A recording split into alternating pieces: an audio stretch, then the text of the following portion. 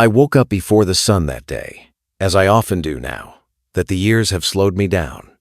The house was still, the kind of silence that makes you aware of your own breathing. I shuffled into the kitchen and set the kettle on the stove, listening to the faint tick of the gas flame catching. The smell of coffee grounds filled the air, sharp and earthy, a small comfort in a world that didn't feel much like mine anymore. I sat down at the same wooden table I had eaten at for decades. Its surface was scarred with history knife marks from when I once chopped vegetables in a rush, rings from coffee cups long since washed away, even faint scratches from my children's homework pencils. Those marks had stories. But this morning, the table felt different. It wasn't holding my memories anymore. It was holding the weight of something I couldn't name, something heavy pressing against my chest. I looked around the kitchen. The refrigerator hummed. The curtains moved just slightly with the draft from the window, and the clock above the doorway ticked with perfect rhythm. Everything was the same, yet everything had changed. This was my home, my foundation. I had laid down its bones, one paycheck at a time, one sacrifice after another. But sitting there, I felt like a guest, a man tolerated rather than welcomed. The quiet wasn't peaceful. It was expectant, like the house itself knew something was coming. My coffee sat untouched, steam curling upward, before fading into nothing. That was how I felt, fading into nothing, like the old man who sits in the corner and no one notices until he's gone. I thought about my wife then, her photograph resting in the living room, smiling in a way that made the years lighter. She had always been the bridge between me and the children. She would never have let the silence grow this thick, this cold. If she were alive, I would have had a partner in the loneliness. Instead, I had walls that remembered me better than the people living inside them. And as I sat in that stillness, with the clock ticking louder than my heartbeat, I knew something was waiting for me that morning. A conversation, a truth, a moment I had never imagined would come from my own son. Before I continue, I want to ask you, where are you watching from? Is it Los Angeles, Houston, Phoenix, or maybe a small town in Ohio, Kentucky, or South Carolina? No matter where you are, I know you'll understand the pain and the lesson in what I'm about to share. I'm grateful to Father's wise advice for giving fathers like me a place to speak our truth. And if this story touches your heart, don't forget to like, share, and subscribe so more people can hear it. The kitchen clock had just struck 9 when I heard the sound of footsteps behind me. Slow, deliberate, not the carefree steps of a child, but the heavy tread of a man, carrying something he didn't want to say out loud. I didn't turn right away. Years of being a father had taught me to recognize my children's moods by the way they walked. This wasn't the walk of my son coming to share good news. It was the walk of a man burdened by a decision he didn't fully own. I looked up only when he sat across from me. His hands trembled slightly as he reached into his pocket. He pulled out a folded envelope, its edges creased as though he had carried it around for days, waiting for courage to catch up to his intentions. He slid it across the table toward me without a word. The sound of paper on wood was louder than it should have been, echoing in the silence of that kitchen. My heart didn't race. My hands didn't flinch. I had weathered too many storms in life to be rattled by a piece of paper.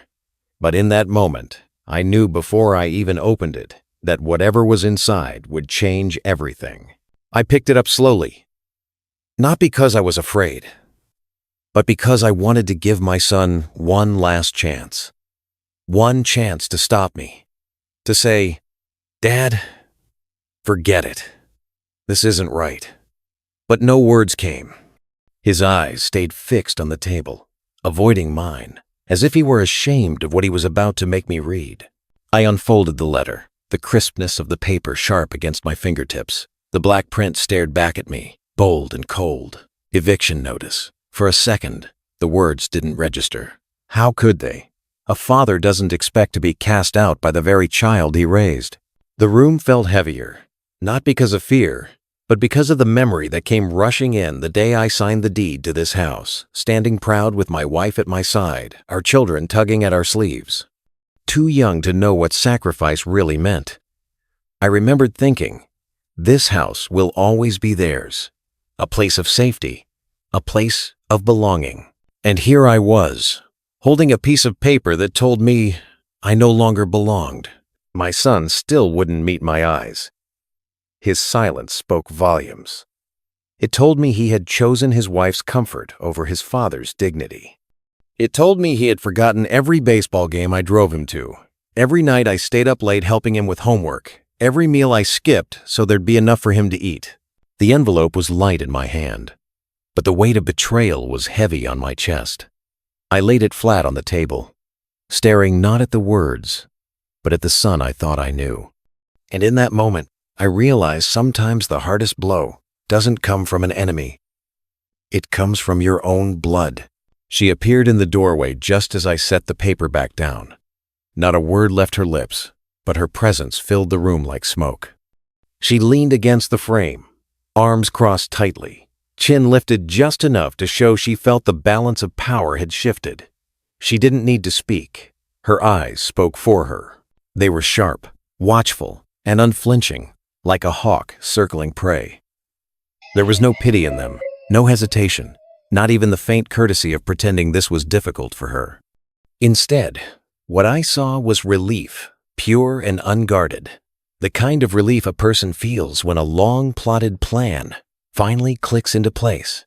For months, I had sensed it.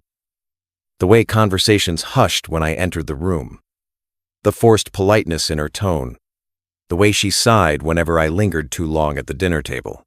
She had been waiting for this moment, and now that it was here, her eyes told me everything. She thought she had won. But what struck me wasn't just her satisfaction. It was how unshaken she was by the weight of what had just happened. She looked at me as if I were nothing more than furniture being moved out to make space. No grief, no hesitation. Just the cold assurance of someone who believed she finally had control. Her gaze shifted briefly toward my son, and that glance cut me deeper than the notice itself. It wasn't the look of a partner asking, "Are you sure?" It was the look of a commander checking that her orders had been followed. He sat there in silence, eyes down, and she didn't have to say a word. His obedience was enough to satisfy her. I had welcomed her into this home once, called her daughter when she first walked through these doors.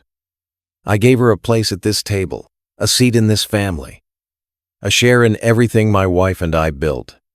And now, standing there with her arms folded and her eyes unblinking, she looked at me not as a father, not as a man who had carried this family for decades, but as a problem finally being solved. The relief in her eyes wasn't just about me leaving. It was about the space she thought she would gain space in the house, in my son's life, in the future of everything I once called mine. She believed she had secured victory. But what she didn't know, what her eyes couldn't see, was that the foundation beneath her relief was about to crumble. Because the house she stood in, the roof she leaned under, the table she stared across, none of it belonged to her. And though she sighed as if a burden had lifted, she had no idea the storm she had just called down on herself. I turned from her to him, my son, the boy I once carried on my shoulders, the boy who used to fall asleep against my chest after a long day of play, now sat across from me, unable to lift his eyes from the table. He wouldn't look at me. Not once. His shoulders slouched forward. His jaw was tight. His lips pressed into a hard line. I searched for something: remorse, hesitation, even a flicker of guilt, but I found nothing. That silence was heavier than the eviction notice itself. It told me everything I needed to know. Words can lie, but silence carries the truth. And in that moment, the truth was this. My son, I thought of the years I had given him over his father's dignity. The nights I sat by his bedside when fever gripped his small body. The mornings I worked through hunger so he could have food on his plate. The double shifts, the calloused hands, The dreams I buried so he could chase his own. All of it lived in me as memory. Yet none of it seemed to live in him anymore. The silence between us was not the silence of respect or contemplation. It was the silence of surrender. He had surrendered his voice, his loyalty, his very identity as my son. And I realized, sitting there in that kitchen, that I no longer recognized the man across from me. That quiet was not empty. It was full of betrayal. It was his answer, his choice, spoken without sound. There is nothing more painful for a father than to look at his child and see not love, not gratitude, but distance so wide it feels unbridgeable. That was the moment I understood. My son had forgotten the man who raised him, and as I stared at him, as he sat in that silence, I felt a part of myself begin to die. I let the silence linger, let it stretch between us until it became almost unbearable. I wanted him to speak, to break it, to remember himself. But when nothing came, I leaned back in my chair and set the eviction notice flat on the table. I ran my hand over it once, not as a man defeated, but as a man who had finally made peace with the truth standing before him. I looked at my son, then at the woman who had placed herself above me, and I said, "Only this. All right, I'll take everything." The words left my mouth steady, not raised, not broken, not desperate, calm, controlled. A father's voice that had carried storms and outlived battles. To them, it may have sounded like surrender, but I knew better. It was a reminder, a quiet warning. She shifted in her stance when I spoke, her arms unfolding for the first time, her relief written so clearly across her face. She thought she had won. She thought those words meant I would pack my clothes, gather what little I had, and leave quietly into the night. She thought the house would finally be theirs, free of the old man they saw as a burden. But I wasn't speaking of boxes or belongings. I wasn't talking about shirts and shoes or photographs tucked into frames. When I said, "I'll take everything," I meant the land, the walls, the very roof above their heads. I meant the foundation that I had laid before they were even old enough to understand sacrifice. And though I didn't raise my voice, though I didn't show anger, those words carried a weight they could not measure. Because calm is not weakness. Calm is certainty. Calm is the kind of strength that comes from a man who knows what is his. She mistook it for defeat. He mistook it for resignation. But I knew, deep inside, it was the beginning of a reckoning neither of them was prepared to face. When I said those words, my eyes drifted past them, past the kitchen, past the moment, and back through time. I saw myself young again, standing on this very plot of land when it was nothing but dirt and weeds. I remembered the day I signed the papers, the ink still fresh as I gripped the deed with a pride I can still feel in my chest. This was more than property. This was a promise. I laid the foundation with my own hands. I poured concrete in the summer heat, sweat burning my eyes, and yet I smiled through every ache because I knew what I was building. My wife stood nearby, holding a pitcher of lemonade, her laughter floating across the open air. She called my name every so often, reminding me to drink, reminding me not to work myself into the ground. My children, so small, then ran through the beams and planks, turning a construction site into their playground.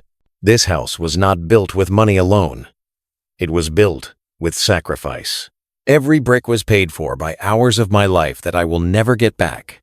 Hours I gave gladly because I wanted to leave behind something solid, something that would outlive me. I remembered the smell of sawdust clinging to my clothes, the sharp sting of calluses tearing open on my palms, the nights I lay awake worrying if I could make the next payment. I remembered praying in those unfinished rooms, asking God to bless this place, to make it a shelter, a haven, a home where love would never be questioned. As those memories washed over me, I realized how far we had fallen. To me, these walls still echoed with the laughter of my children. To them, it had become just a house with an old man in the way. They had forgotten the story written in the very bones of this place. And as I look back at them, standing there with their arrogance and their silence, I knew a truth they did not yet understand. You cannot erase the hands that built your foundation. You can forget, you can betray, you can even turn your back, but the walls will always remember who raised them. I remember the day she first walked into this home. My son stood taller than usual, nervous but proud, introducing her as the woman he wanted to spend his life with. She carried herself with a sweetness then, her smile practiced but pleasant, her voice polite.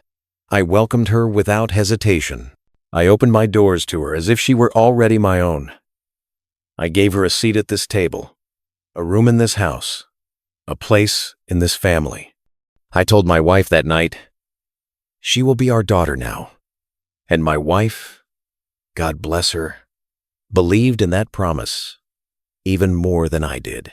Those early days, I tried to make her feel at home. I showed her where the family photo albums were kept.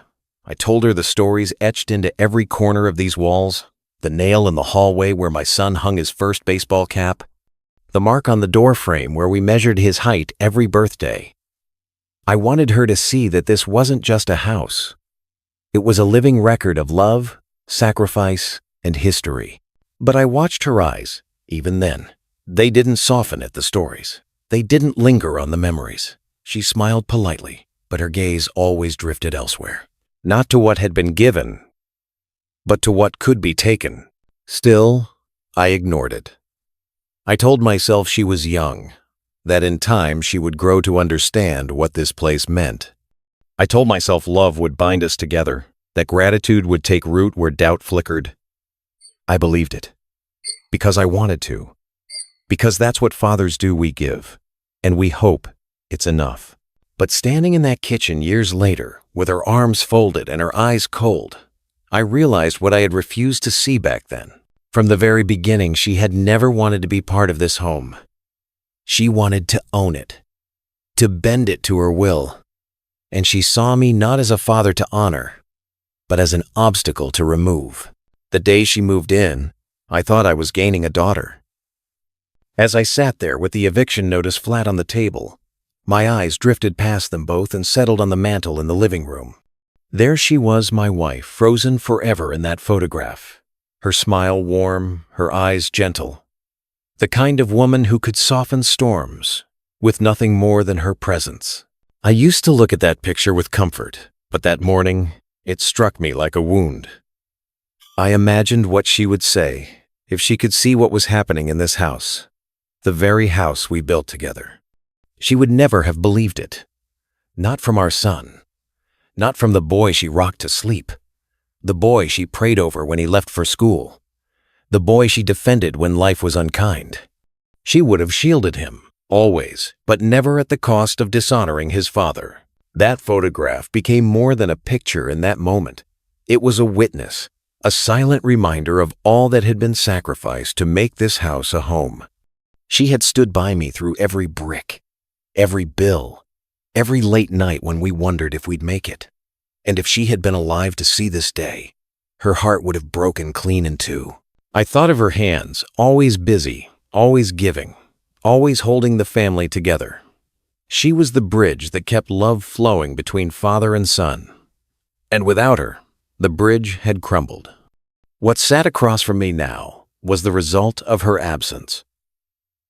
A son who had forgotten, and a wife who had never truly cared. I kept my eyes on her photograph as they watched me, and in that still frame of her smile, I found both my sorrow and my strength. Sorrow for the family we once were, and strength to face the family we had become. She wasn't there in body, but in spirit she was standing with me. And I knew, as sure as I knew my own name, that if her voice could have carried across that room, it would have reminded them both that this house was not theirs to claim. I tore my eyes away from her photograph and back to the living faces before me. She was the first to speak. Her voice was steady, rehearsed, almost impatient, as if she had been waiting for this argument to finally surface. She told me I didn't contribute, that I didn't help with bills, that I sat idle while they carried the weight of the household. Her words struck me not because they were true, but because of how easily they left her mouth. As if years of sacrifice could be erased in a single sentence. As if the foundation I laid, the decades I worked, the very walls I built with my own hands could be dismissed simply because I now lived slower, quieter, older. I listened without interruption. My son didn't correct her, didn't defend me, didn't even shift in his chair. He let her words settle between us, as though they held more weight than a lifetime of fatherhood. His silence gave her strength, and she carried on as though I were a burden, a shadow in the corner of their life. I could have argued.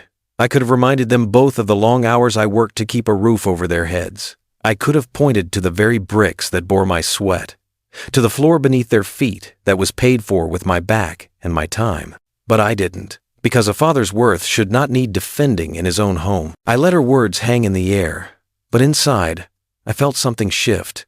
It wasn't anger that rose in me, it was clarity. Clarity that they no longer saw me as a father, as the man who gave them everything. They saw me as a tenant overstaying his welcome. She mistook her speech for truth, but I knew better. And I realized then that sometimes the loudest voices in a room are the ones most desperate to cover their own fear. When her words finally quieted, the room settled into a stillness again. My son stared at the table. She stood tall behind him, and the notice lay flat between us, like some final judgment. I leaned back in my chair, folded my hands together, and let the weight of the moment rest heavy in the air. Then I asked a single question, calm, steady, almost gentle. Do you even remember whose name is on the deed? The change was immediate. My son's head jerked up for the first time, his eyes wide, his lips parting as if to answer, but no sound would come. She blinked, confused at first, then startled, as if she had misheard me. But I hadn't raised my voice. I didn't need to. The truth didn't require volume, it carried its own power. I watched the color drain from their faces. Relief faded into doubt. Confidence cracked into fear. For the first time that morning, they were forced to remember what they had tried so hard to ignore. This was not their house. This was mine. Every wall, every nail, every beam had my name written into its history. And more than that, it had my name written on the papers filed with the county clerk. Papers that could not be erased by their wishes or their silence. They wanted to speak, to argue, to twist the truth, but the truth stood taller than their excuses. And in that moment, I saw something flicker in both of them. It wasn't respect, not yet. It was fear. Fear that the power they thought they held was never theirs to begin with. I didn't press the point. I didn't need to.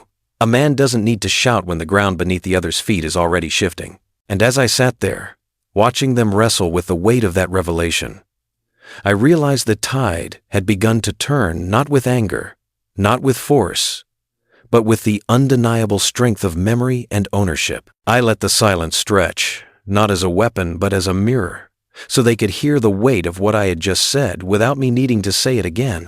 My son's eyes darted to hers, searching for direction, but she had none to give. Her arms unfolded at her sides, her confidence loosening like a rope slipping from her grip.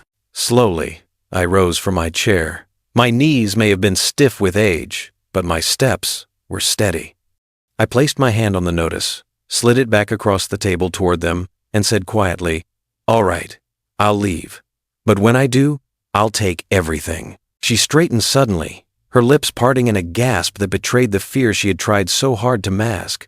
The sigh of relief she had given moments earlier was gone, replaced by something sharper panic. My son swallowed hard, his eyes following my movements as though he were only now realizing the cost of what they had set in motion. I didn't raise my voice. I didn't explain. I didn't need to. Those words carried the truth they had both ignored for too long. This was not theirs to give or to take. It was mine. And the calm in my voice was not surrender, it was certainty. I could see it in their faces, the quiet unraveling of their plan, the sudden recognition that the foundation they thought they stood on was already crumbling. For the first time that morning, I no longer felt like the one being forced out. I felt like the one reminding them of where they stood and how easily it could all be taken back. The balance had shifted, not with shouting, not with anger, but with calm, unshakable truth. I turned away from them without another word. Their eyes followed me as I walked down the hallway, past the photographs lining the walls, past the memories they no longer cared to see. I did not move toward closets or drawers stuffed with shirts and shoes. I did not reach for boxes or bags.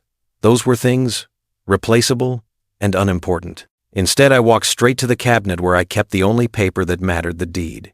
The proof written in ink, sealed and filed, declaring what I already knew in my bones: this house was mine. This land was mine. The legacy of my labor was mine. I pulled open the drawer, and there it was, tucked neatly in its folder, unassuming yet powerful. My fingers rested on it for a moment, not trembling, not hesitant, but steady. Holding that paper was like holding my life's work in a single page. Behind me, I could hear them shift uneasily, whispering low to each other, their confidence bleeding out with every second. My son's voice rose just barely above a whisper, calling out, "Dad!" But the word hung in the air, unfinished, without courage. I stepped back into the kitchen with the deed in my hand. I placed it on the table with care, right next to the eviction notice, 2 pieces of paper lying side by side. One, a demand, the other, a declaration. And only one carried any real power. I didn't pack clothes. I didn't pack memories. I didn't pack the pieces of a life they thought they could push aside. What I gathered instead was the truth, the one thing they couldn't touch, couldn't erase, couldn't deny. And in that moment, the meaning of my words became clear. When I said I would take everything, I hadn't meant boxes and belongings. I meant the very ground they stood on. I looked down at the table where the 2 papers lay side by side. The eviction notice, cold, printed, impersonal, and the deed warm with memory, living proof of sacrifice.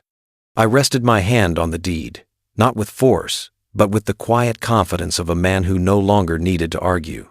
Then I lifted my eyes to them. My son's face had lost its color, his lips pressed together as if he were holding back words he couldn't form. His wife shifted from one foot to the other, her arms no longer crossed, her bravado cracked.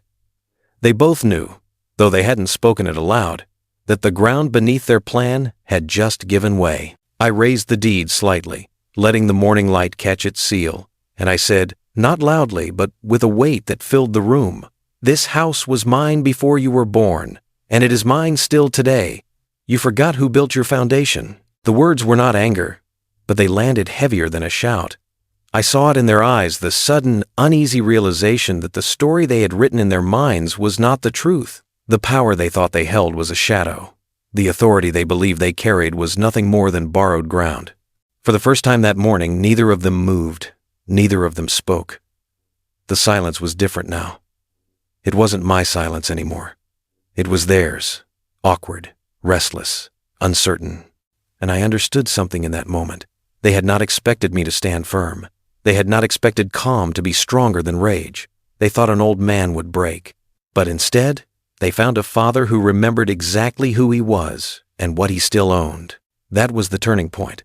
The shift of air in the room, the crack in their confidence, the unspoken truth they could no longer deny. And as I stood there with the deed in my hand, I knew the battle had already been won, not with fists, not with anger, but with the simple strength of truth. Her eyes told the story before her lips could shape a word. Only minutes earlier, they had glimmered with satisfaction, the confidence of a woman who believed she had won. But now, as the deed rested on the table, her gaze faltered. Relief melted into doubt. Doubt slid into fear. I watched her arms slowly fall to her sides, no longer crossed in defiance. Her breath caught in her chest, and for the first time since she entered the kitchen, she looked less like the victor and more like the intruder she had always been. She had mistaken my calm for weakness, my silence for surrender. But the moment she saw that paper, the weight of everything she thought she controlled, her triumph collapsed. Her voice trembled when she finally spoke, though she tried to steady it. Words about fairness, about contributions, about what was best for everyone. But each word sounded hollow, like stones dropped into an empty well. She wasn't convincing me, and deep down, she knew she wasn't convincing herself either. It was written all over her face. Panic. The realization that the sigh of relief she had released earlier had been premature. She had thought she was removing me. Instead, she had awakened something she could not silence, a father's truth, bound not just by memory but by law, by sacrifice, by the very bones of the home she stood in. Her eyes flickered to my son, searching for rescue, for reassurance, for the strength to continue the battle. But he sat frozen, his silence now no longer on her side. And in that flicker of her gaze, I saw something more than fear. I saw regret. The dawning recognition that in trying to push me out, she had placed herself and her husband in danger of losing everything. The satisfaction she once carried had turned to dust, and in its place was the unmistakable weight of a woman who realized too late that she had miscalculated the depth of a father's roots. I turned my eyes from her back to him, my son. The silence that had shielded him all morning could no longer protect him. He looked smaller now, though he was a grown man, his shoulders bent under a weight he had placed there himself. He tried to hold my gaze, but his eyes wavered, darting away as if the truth in mine was too much to bear. I leaned forward, resting one hand gently on the deed, not to flaunt it, but to remind him of what he had forgotten.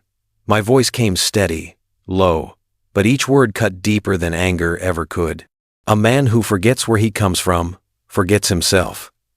And a son who dishonors his father, loses the very ground beneath his feet. The words landed heavy.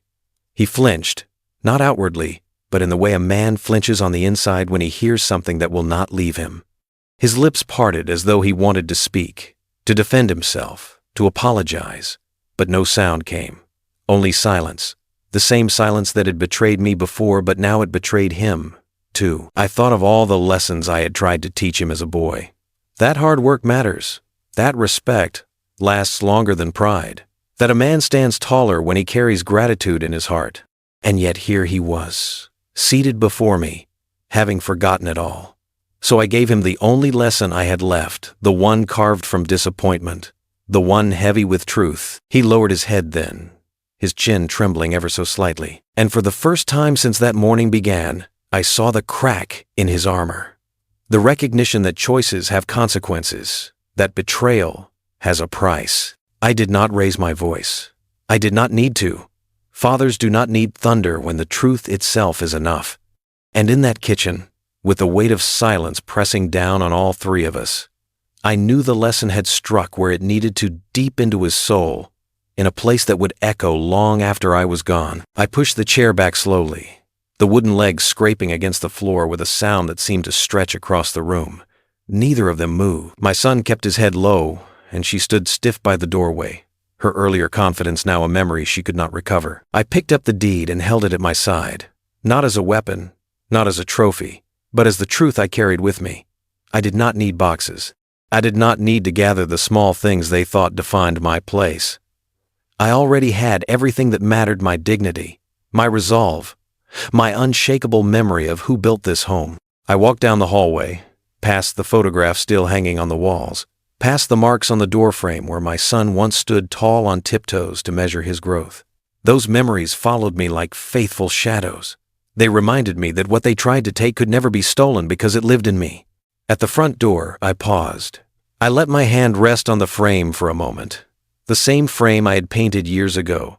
The same threshold where I once lifted my son over the step when he was too small to climb it himself. The wood felt familiar, solid, mine. When I stepped outside, the air was crisp and clear. The sun had risen high, spilling light across the yard I had once mowed with aching hands and tired legs. Neighbors stood quietly behind curtains and porches, watching but not speaking.